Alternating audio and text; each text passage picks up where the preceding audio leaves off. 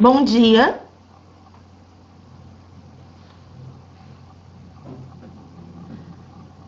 Oi, estão me ouvindo direitinho?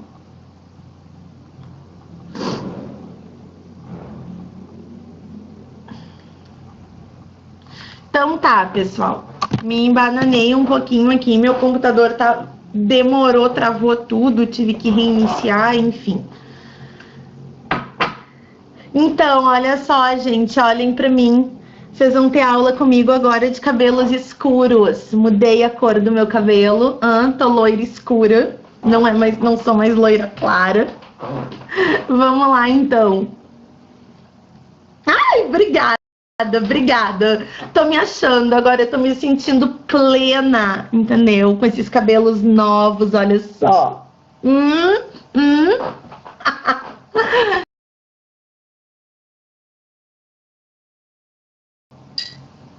Eu sempre no meu café aqui. Mas eu vou deixar esse primeiro encontro para conversar um pouquinho sobre os últimos conteúdos, os que nós encerramos e os que nós estamos trabalhando. Amanhã tem outra live, né? Às 4 da tarde. Já vou avisando que pode acontecer de eu atrasar a live de amanhã uns 15 minutos, tá? Enfim, eu quero conversar um pouquinho com você sobre vírus, pegando essa questão do coronavírus. Quero falar um pouquinho melhor sobre isso. Quero falar um pouquinho também sobre bactérias e aí a gente vai seguir até protozoários, tá? Gente, obrigada por todos os elogios. Tô amando, tô me achando também. Mas, pessoal, olha só. Eu recebi algumas perguntas. Deixa eu ajeitar essa câmera aqui. Eu recebi algumas perguntas de vocês a respeito de vírus, de bactérias, enfim, algumas perguntas muito interessantes. E eu quero buscar esses conteúdos aqui com vocês e conversar um pouquinho sobre isso. E claro que qualquer dúvida que for surgindo, vocês podem ir perguntando, porque eu tô falando aqui com vocês, mas eu tô de olho no chat, tá? Quando nós trabalhamos os vírus, o que a gente viu? A gente viu que vírus, em primeiro lugar, eles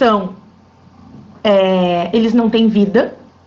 Claro, a gente escuta assim, matar o vírus. Na verdade, é inativar o vírus, tá? Mas no popular a gente usa esse termo, vai matar o vírus, né? O coronavírus, o Covid, ele morre em 24 horas num tecido.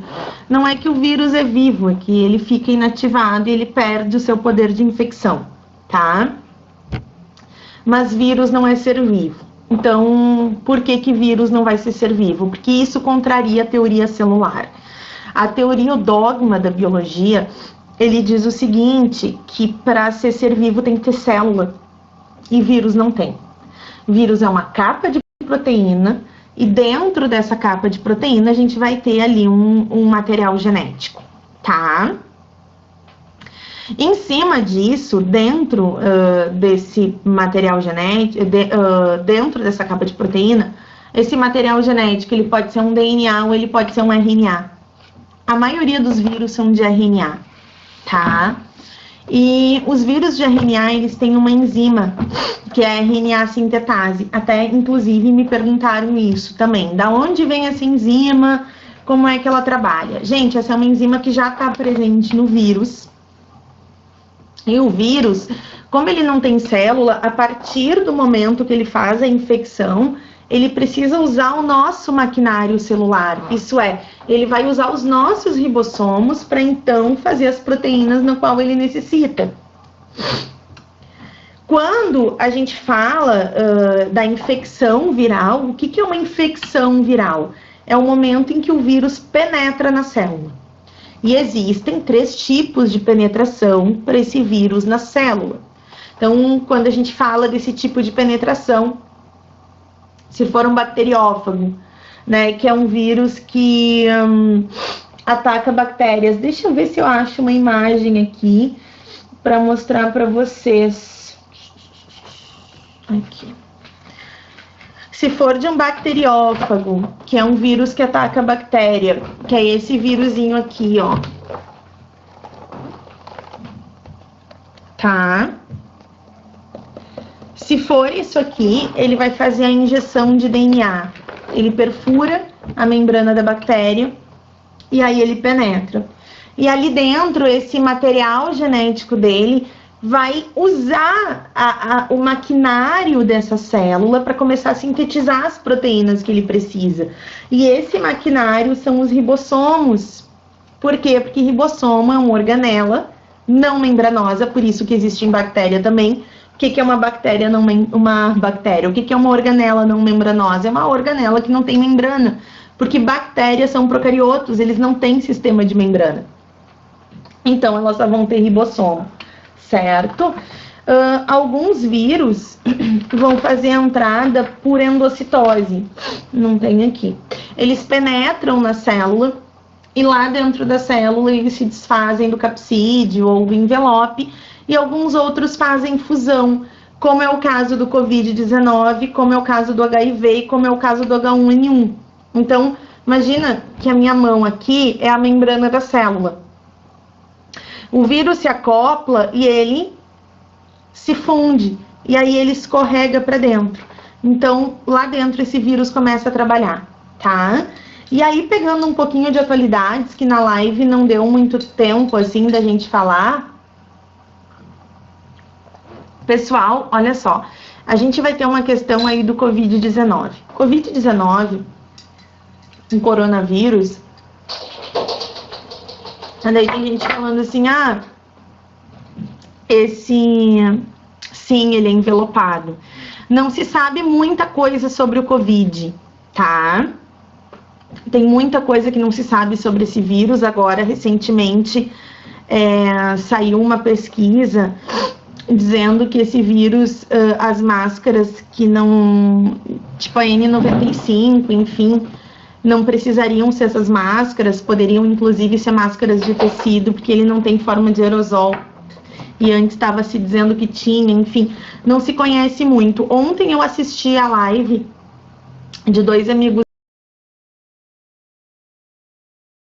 prova, né? Em algumas das provas que vocês vão fazer, provavelmente isso vai cair. E aí a gente sabe que quando vem épocas de epidemia, enfim, começam as grandes teorias da conspiração, tá? Então, vamos conversar um pouquinho sobre isso, porque a gente escuta assim, não, esse vírus foi criado na China, os chineses criaram esse vírus para dominar o mundo. Gente, não, eu não acredito que qualquer pessoa que tenha uma formação científica, uma formação ligada às ciências da natureza fale uma coisa dessas, entendeu? Sei lá, uma pessoa que tem alguma formação em outra área que não seja ciências da natureza, até pode falar, mas alguém que tem uma formação, que tem um conhecimento básico de biologia, eu não acredito que falaria isso, tá? O Covid, ele não é um vírus novo, né? Ele tá nessa nova versão. E aí estão associando muito esse vírus aos morcegos. Vejam bem, os morcegos não apresentaram Covid, tá? Mas eles podem ser sim um reservatório dessa doença. Morcegos hematófagos, tá? No Rio Grande do Sul nós temos 98 espécies de morcego, só 2 são hematófagos, só 2 se alimentam de sangue, o restante não, ok? Então o que acontece? Os morcegos da gente aqui não precisa sair matando morcego, porque eles não vão ter o Covid e não vão transmitir, pelo menos por enquanto, né? Os testes feitos têm mostrado isso. Esse Covid, ele é uma versão do vírus da SARS que estava presente em animais silvestres, ok? E aí entra uma questão muito séria, que é a questão que às vezes o homem pensa que a natureza tá para servir ele. O Covid-19, ele era encontrado de forma branda num animal selvagem chamado pangolim, certo? E na China, a gente sabe que tem aqueles mercados super cruéis, assim, de animais selvagens, é uma coisa horrível, é deprimente, triste. E aí o que que acontece? Eles começaram a capturar os pangolins para vender nesses mercados, tá, gente? E aí o vírus teria se espalhado. Ah, é culpa do pangolim? Não, não é culpa do pangolim.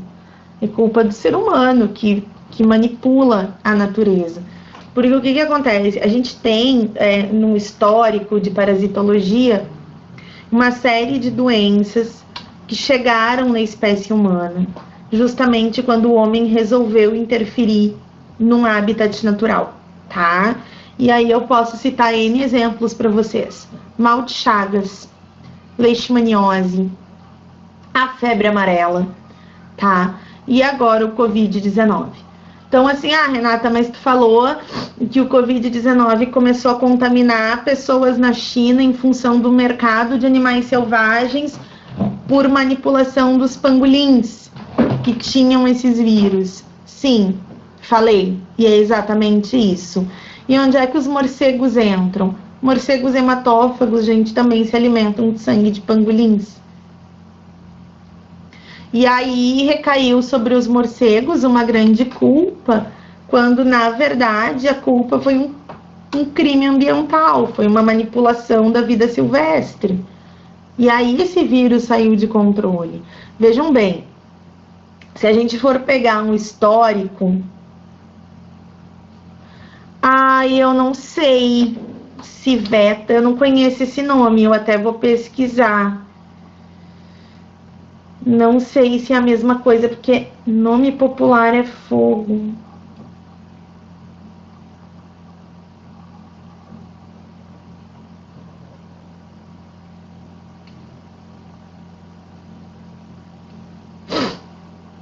Não, não é a mesma coisa. Não é.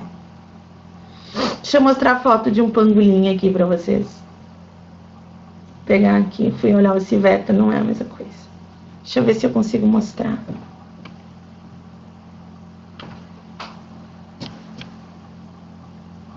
Isso aqui é um pangolim, tá? Imagina. Capaz. Então, olha só. Se a gente for pegar um histórico do nosso país mesmo, vocês sabem que quando os portugueses começaram a chegar aqui, eles começaram a morrer de doenças que os índios, os habitantes aqui do nosso país não morriam, né? E que eles também trouxeram doenças que não matavam os europeus, mas começaram a matar os índios. Eram ambientes diferentes. Quando tu interfere num ambiente, tu leva a doença ou tu busca a doença. Então, se a gente for pegar em questão do mal de Chagas, né, que é assunto, inclusive, da live de amanhã, importantíssimo para a prova. O mal de Chagas, ele é uma protozoose que ela acaba acontecendo em regiões que foram desmatadas. Por quê? Porque termina o alimento do barbeiro e aí ele vai buscar esse alimento em humanos, mas humanos não são o prato preferido dele. Se a gente for pegar a febre amarela ela é uma doença silvestre, não é uma doença de ser humano, ela é uma doença que afeta macacos, que afeta primatas, né? E aí, quando tu tem uma área verde, que ela é desmatada, e tu perde aquele cinturão, aquela zona de amortecimento, os mosquitos, eles vão migrar para a cidade em busca de alimento. E aí eles vão picar o ser humano, e aí eles vão levar a febre amarela para o ser humano. Não é o macaco quem transmite a febre amarela, muito pelo contrário, se a gente exterminar os macacos, aí que a febre amarela pega, porque eles são tipo um termômetro para informar quando uma epidemia está iminente, certo? Então, essa é uma questão importante que eu quero que vocês tenham noção e que eu acredito que algum tipo de prova vai vir abordando isso. A URGS é uma prova que gosta de abordar esse tipo de coisa. Essa questão do coronavírus qual é a relação do coronavírus com o tráfico e o comércio ilegal de animais silvestres. Se isso não existisse, se os pangolins não fossem capturados e não fossem colocados nos mercados da China de animais silvestres, abarrotado de gente, e esses animais sem nenhuma dignidade, sem nenhuma condição assim, nenhuma condição de conforto, isso provavelmente não teria chego na espécie humana, tá? E aí não teria virado tudo isso. Então, por esse ponto de vista, tu até pode culpar a China, tá? Ok? Bom, alguma dúvida até aí, gente? A gente tem que ter um cuidado, porque é da natureza humana achar que a natureza tá aí para nos servir. Não, gente, porque a gente também faz parte dela. Nós também somos animais e a natureza é um equilíbrio. Ela não foi criada para servir ninguém. Ela foi criada para que as espécies se ajustem a ela, tá? Para ela manter o seu equilíbrio. A gente viu vírus e a gente falou em prions, não sei se vocês lembram disso na live, mas os prions, eles são proteínas modificadas que causam encefalopatias. Então, a gente vai ter um exemplo, o mal da vaca louca. Teve uma época no Brasil que teve um surto de mal da vaca louca e isso ocasionou super prejuízo, assim, para o setor agrícola, porque a Europa, ela simplesmente aboliu a compra de carne brasileira, e aí eram animais sendo sacrificados, um prejuízo do caramba. E como é que isso aconteceu? Isso aconteceu porque esses animais, essas vacas, enfim, pegaram esse prion, pegaram essa proteína modificada que vai causando uma encefalopatia espongiforme. Encéfalo, né? O conjunto do cérebro, cerebelo, bulbo e tal. Patia de doença. Então, uma doença do encéfalo. Espongiforme. Esponja.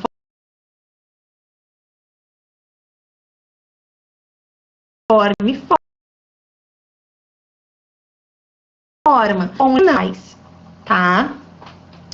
Da onde que veio essa proteína? Gente, o prion, ele se origina de uma proteína animal modificada. Ah, mas vaca pasta, vaca não come carne, vaca não come ovo. Da onde é que vinha essa proteína animal? Então, os criadores, os pecuaristas, na época do mal da vaca louca, a ração que era dada para o gado era uma ração à base de proteína animal. Isso. Que tem mais cabeça de gado do que habitante em Porto Alegre, sei lá. Vocês já imaginaram, gente? Se essa bicharia do todo fosse pastar? Ia ter que desmatar uma Amazônia. Então, e também a questão do engorde, esses animais são tratados com ração. E aí a ração era de origem animal, que causou ali o mal da vaca louca. Depois disso, teve uma resolução da Anvisa. Então, hoje, toda a ração utilizada na pecuária, ela é à base de soja, proteína vegetal, justamente para acabar com esse tipo de problema, ok? Outras doenças de prion que nós vimos na live, o mal de Kuru, que é ligado ao ato de canibalismo em tribos de Papua Nova Guiné, e o Creutzfeldt-Jakob, né, que atinge mais homens na faixa de 50 anos. Todas neurodegenerativas, todas, tá? Todas as doenças priônicas são neurodegenerativas. Bom, e aí depois a gente entrou em procariotos, que são os procariontes, as bactérias. E aí eu disse para vocês que antigamente o reino Monera era um reino, e hoje em dia não. Hoje em dia Monera virou uma classificação dos procariotos. Os procariotos são aqueles que não têm núcleo, né? Que não têm a carioteca. Então, bactérias são procariontes, elas não têm núcleo, elas não têm bactéria, elas não têm núcleo, elas não têm carioteca. A única organela que elas têm são ribossomos, porque ribossomos são organelas não membranosas e bactéria não tem nenhum tipo de sistema de membrana. São unicelulares. E aí é importante pra caramba sobre bactéria, prestem atenção. o que que tu tem que lembrar? Que ela tem uma parede celular e que essa parede celular é de peptídeo glicano. Então, se tu estiver anotando, se tu assistiu a live e não sublinhou a parede celular de bactéria, pelo amor de Santo Cristo, então faz isso agora. A parede celular é de peptídeo glicano. O DNA é circular, tá? E esse DNA circular a gente chama de nucleóide. E aí a gente vai ter ali ainda... Eu tô procurando uma imagem aqui. Aí a gente vai ter aí, ali ainda os plasmídios. Achei!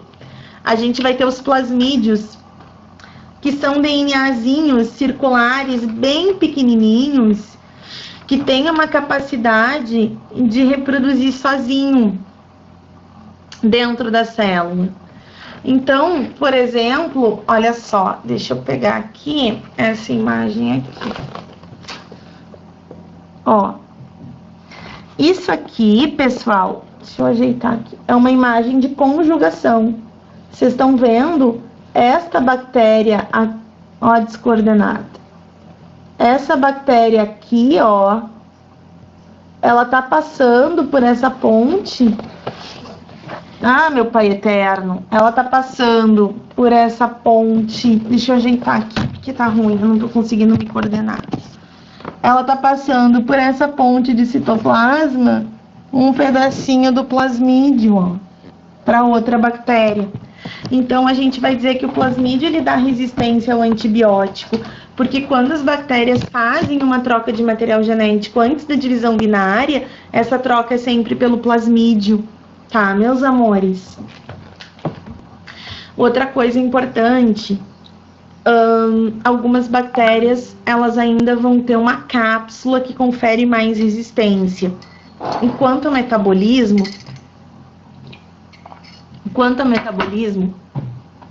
as bactérias podem ser aeróbias, que são aquelas que vão utilizar o oxigênio, anaeróbias, que são aquelas que não usam oxigênio, e as facultativas, que são aquelas que se tem oxigênio, ok, se não tem, também tá ok.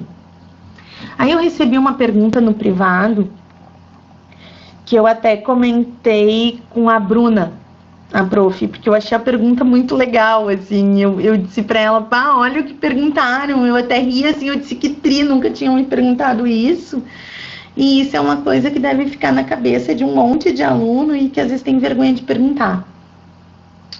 Uma menina, não vou dizer quem é, obviamente, me chamou no privado e perguntou assim, como é que a bactéria do tétano sobrevive no corpo humano se ela é anaeróbia e no corpo tem oxigênio? Gente, eu adorei essa pergunta.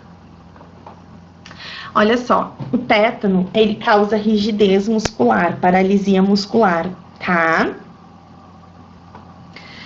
E aí, o que acontece? A gente tem que lembrar que músculo tem a capacidade de fermentar, porque às vezes vai faltar oxigênio no músculo, e é justamente ali onde essa bactéria fica, tá? Eu adorei essa pergunta.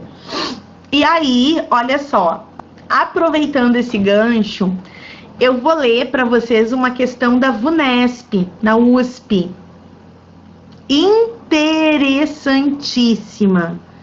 Eu vou ler essa questão com vocês, porque justamente esses encontros no Pautalk é para a gente dar uma fortalecida nos conteúdos de live, para a gente conversar um pouquinho. Gente, vamos interagir, ninguém tem pergunta, ninguém tem comentário, vocês estão me ouvindo ainda, né?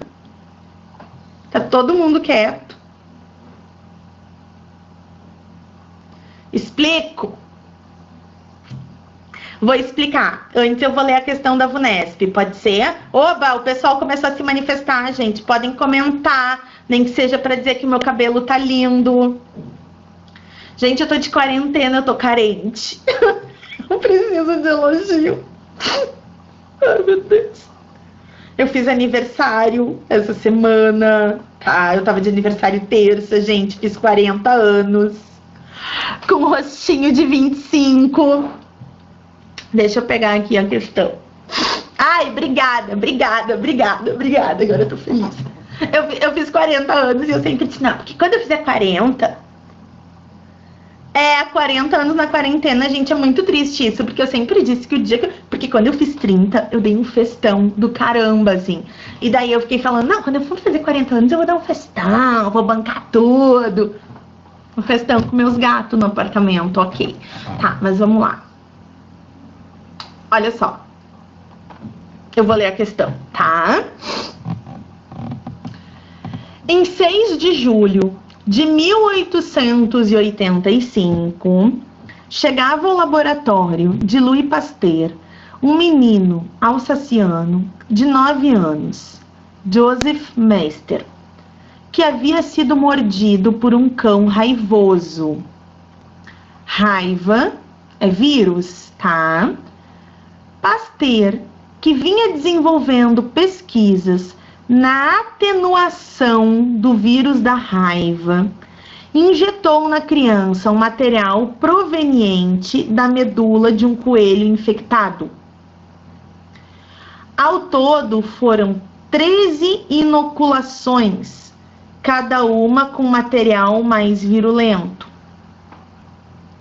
Meister não chegou a contrair a doença. Em 26 de outubro, o cientista francês Louis Pasteur comunicava à Academia de Ciências a descoberta do imunizante contra a raiva, que chamou de vacina. Considerando o resultado do experimento, qual a contribuição de Pasteur na imunidade e saúde humana? Aí nós temos as seguintes respostas. Eu vou deixar a correta por último, tá? Primeira resposta. O desenvolvimento de um soro, que só pode ser usado depois de contraído o vírus. Olha só. Um Pasteur chamou de vacina, mas ok, poderia não ser uma vacina.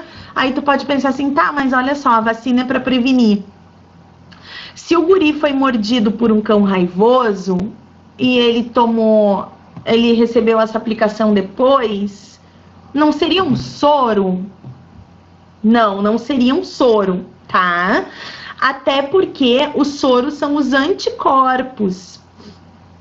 E ali tá falando que ele recebeu um material virulento da medula de um coelho infectado. Então ele recebeu o vírus. Vamos com calma. A próxima. A descoberta que a raiva em pequenos mamíferos e humanos é causada pelo mesmo vírus e possui sintomas semelhantes, ninguém falou em sintoma na questão.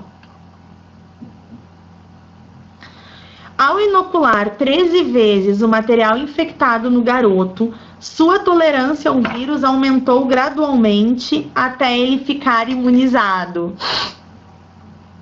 Não, gente, porque o vírus é o mesmo. Ele foi aplicando isso num termo de pesquisa, é a mesma coisa. Se tu tomar a vacina da gripe uma vez e tu tomar 13 vezes a vacina da gripe, tu pode mais te fazer mal do que bem, né? Então, crianças são menos tolerantes ao vírus do que humanos adultos. Não, o vírus da raiva ele vai pegar igual.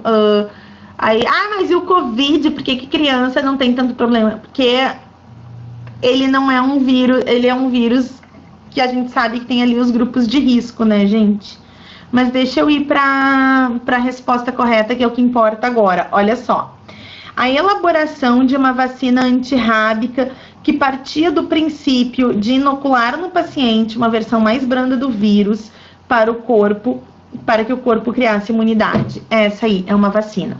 E aí eu quero perguntar uma coisa para vocês. Quem toma a vacina da gripe? Toma antes de ficar gripado.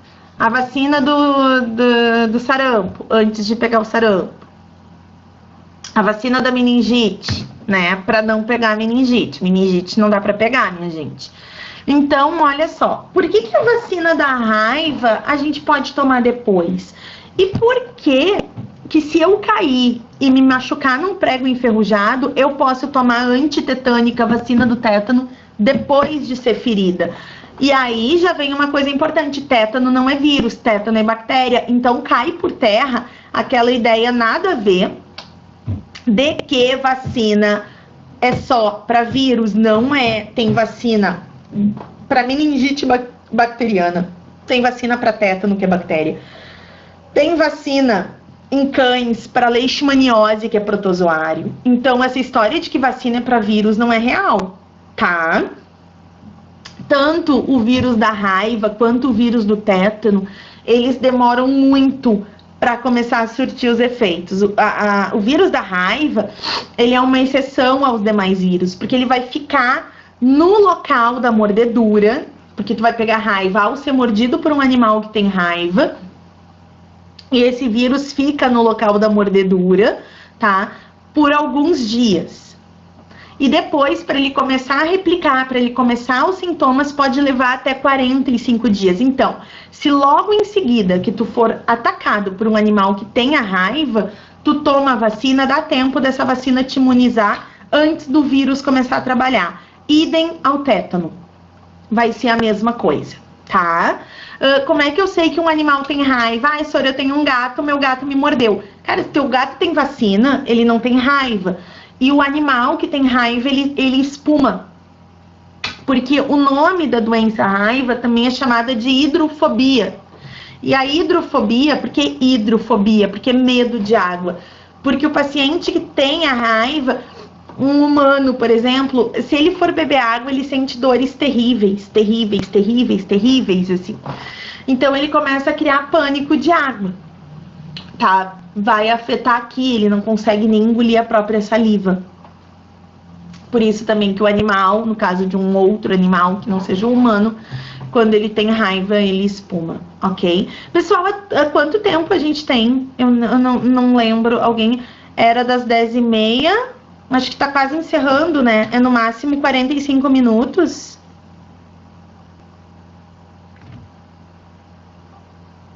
E agora? O máximo é 45, né? Ah, tem 15 minutos.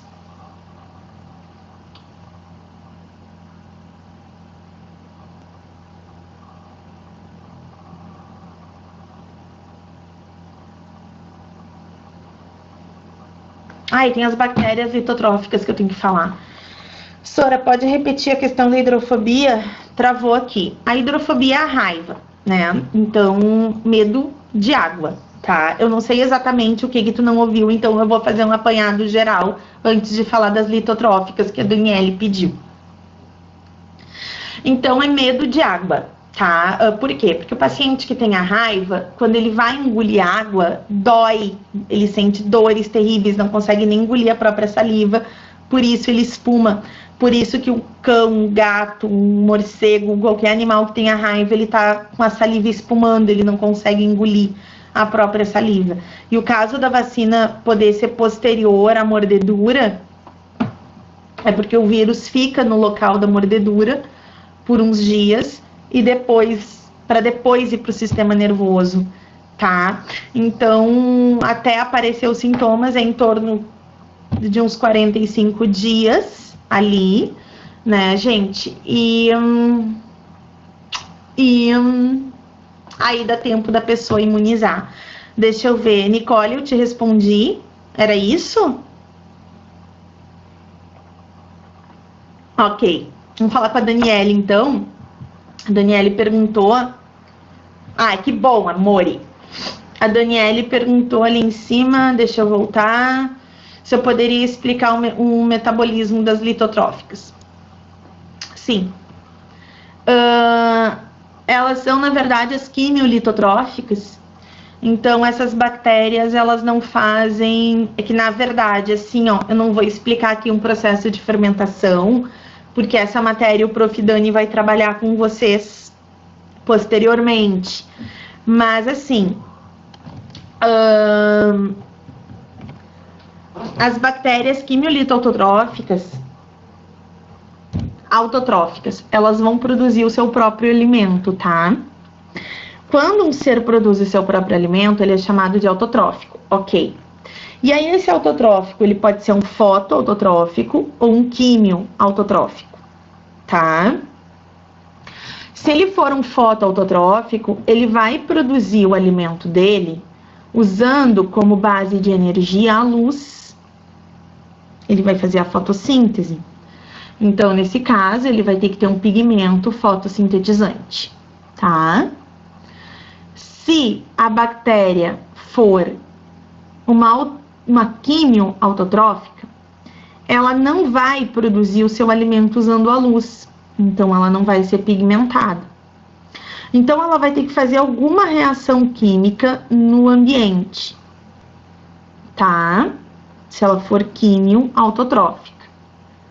Então, ela vai obter a energia para produzir o alimento dela a partir de uma reação química do ambiente, tá? Quando a gente fala nas lito-autotróficas, lito significa de litosfera, solo, rocha. Então, essas bactérias que são as lito-autotróficas, ou se a gente fosse dar o nome inteiro, as químio, lito, autotróficas, químio, reação química, lito na rocha, no solo, autotrófica para produzir o seu alimento. Quando a gente fala de origem da vida, lá na hipótese autotrófica, essa hipótese defende que os primeiros seres vivos do planeta seriam essas bactérias quimio-lito autotróficas que fariam uma oxidação do ferro presente nas rochas da crosta terrestre primitiva.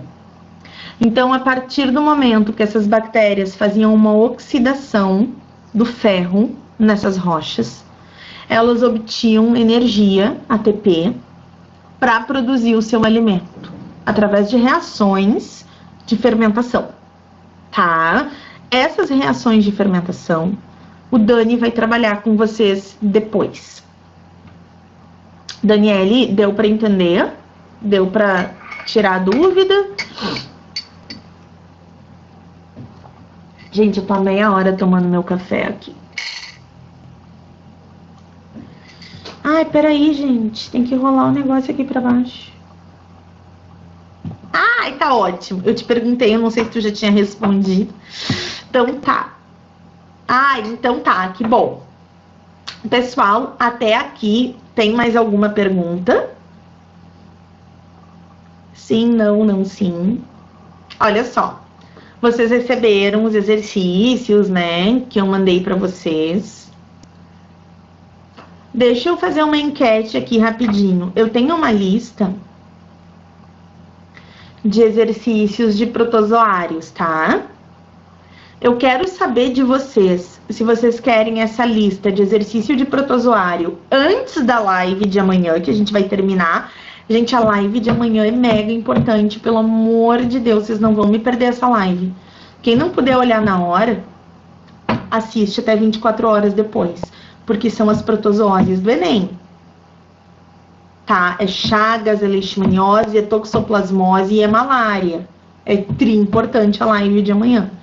Então, eu quero saber de vocês o seguinte, vocês querem os exercícios? Ah, então, eu marquei para as 4, tá?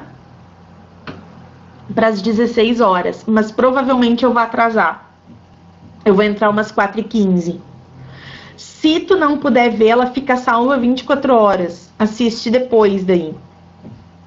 O material vocês já receberam, que são os slides. É o mesmo material da live anterior. Então, vocês já têm o material ali. Tá? E daí eu quero saber assim, pessoal, vocês querem os exercícios? Só respondam pra mim agora, assim, ó, antes ou depois, tá? Vocês querem a lista de exercício antes ou depois da live de amanhã?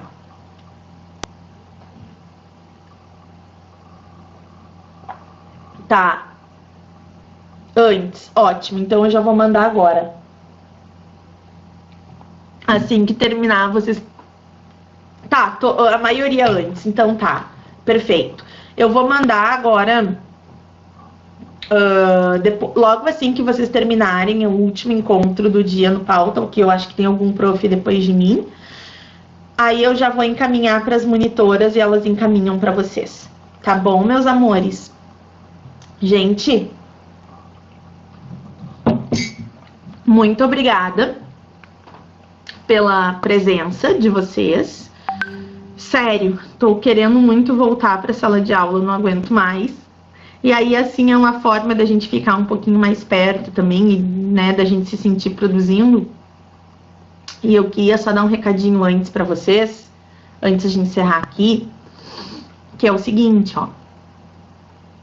Vocês estão com essa ferramenta super legal, que é o Pauta, o que aí que o objetivo está disponibilizando e os profs todos, né, a gente está se puxando, enfim, ali na bio, eu, o Dani e a Bruna, a gente está montando live, botando calendário no Insta, conversando com vocês, enfim.